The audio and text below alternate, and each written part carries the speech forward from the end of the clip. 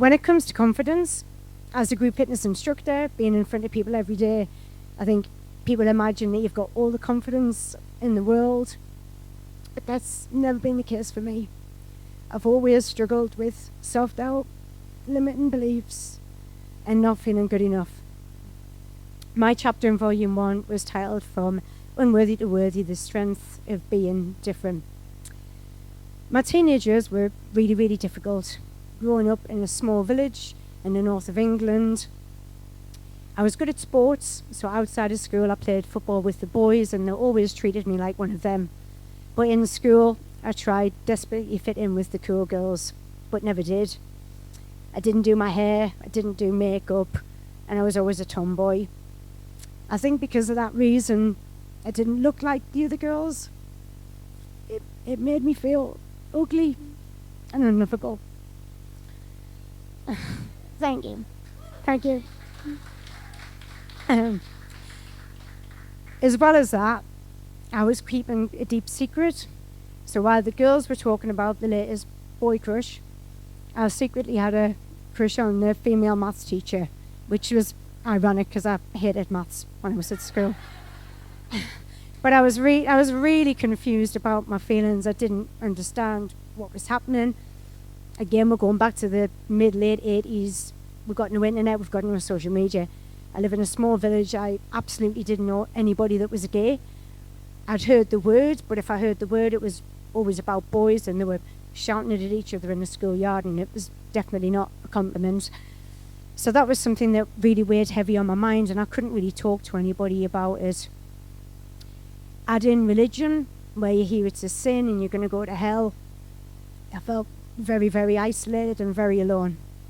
I'd always had a relationship with God, but I didn't understand why I was so bad.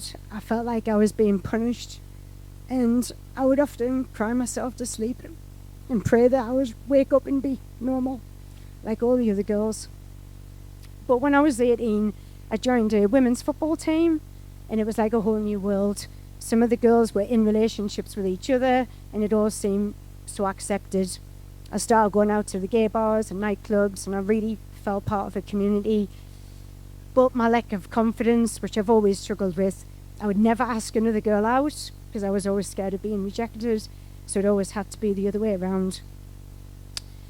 When I was 22, I came out to my mum, which is a comical story now, because we were going on a spa weekend and I'd just had my first tattoo done, and I knew my mum would see it. So I sat her down and said, "Mum, I've got something really important to tell you, and I hope you're not disappointed in me." She stopped me in my tracks and said, "Claire, me and your dad have always known we love you for who you are and we just want you to be happy." Which then I had to add, "and I've just got this new tattoo done."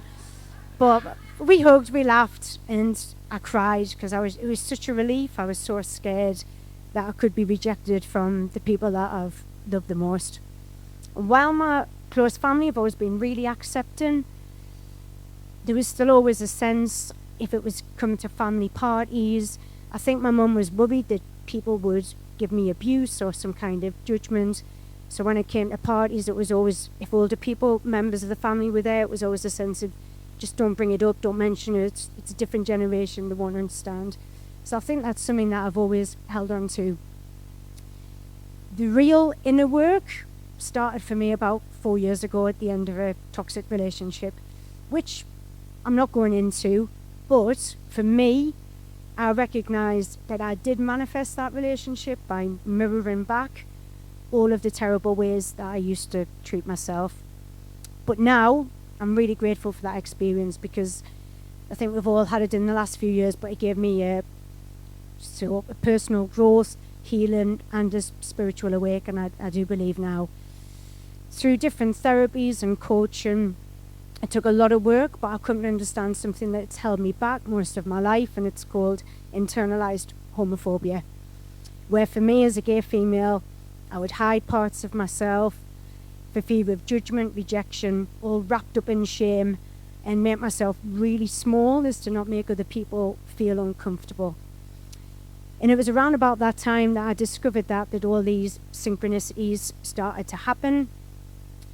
So at Les Mills, we have an insider magazine, and they were asking for instructors part of LGBTQ plus to step forward for an article for Pride Month. And I did that. And then that's when I started to see IPC looking for co-authors for volume 1. Something kept nudging me inside, and I kept fighting it back. But I think because I'd started to build my confidence, this one day I just thought, what have I got to lose? So a bit like, thank you. So a bit like Sissy, it took me 3 goes to get my chapter with Glenn really telling me to speak from my heart, which I definitely did. And I still almost feel like it was a bit divinely led, because I read my chapter even now and think, I can't believe those words came through me. So that was, thank you. So that was just so good to do that. The writing process itself was emotional and cathartic.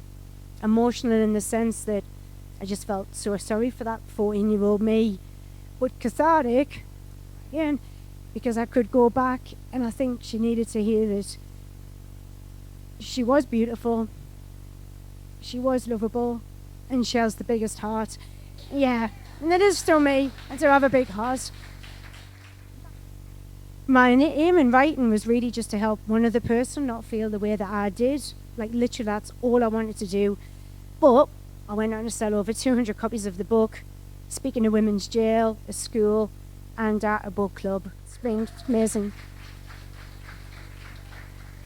Most recently, I've done some one-to-one work with Glenn, which has allowed me to set up my own independent fitness classes through Pilates and sound ball healing. I wanted to tie in the physical and mental well-being along with my spiritual journey, and I have to say it's been amazing. It's really different teaching in the community compared to teaching in the clubs or gyms. For example, a lot of the people coming to my independent classes have never stepped foot in a gym. They would not feel comfortable being in a gym, and being a big empath, that's something that I can really lean into, because I always want to make people feel good from the inside out and give lots of options and alternatives so they feel successful in the classes. So I just want to finish with, hopefully, 2 pieces of wisdom that I've learned through my experience and journeys. And I know we've all touched on it a bit, but enjoy the journey. I think for myself in the past, I was often fixed on the destination, and I now understand that there is no destination, it's just a constant journey. And especially when it came to relationships, I would tie my self-worth into being in relationship with someone else. And what I understand now is you have to love yourself.